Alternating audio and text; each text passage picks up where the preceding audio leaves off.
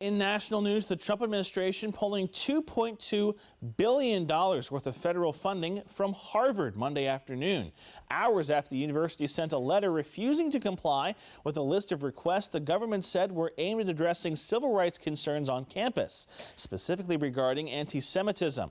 National correspondent Kayla Gaskins joins us with more from Washington.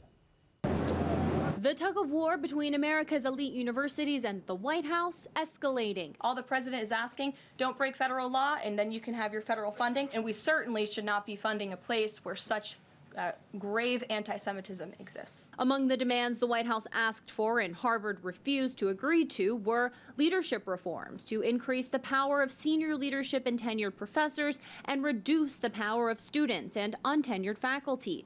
Also merit-based hiring reforms to do away with hiring preferences based on race, color, gender, or religion, and international admissions reform to prevent admissions of students hostile to American values with ties to terrorism organizations, and finally a discontinuation of DEI programs. President Trump has long taken issue with elite universities he argues push a far-left worldview and silence conservatives. In a Truth Social post Tuesday, Trump suggested Harvard should lose its tax-exempt status and be taxed as a political entity if it continues to push political ideologies. In a dozen different ways, these universities are subsidized by taxpayers. Although Harvard has a $53 billion endowment, much of that bucket is strapped with red tape and inaccessible for routine operating costs.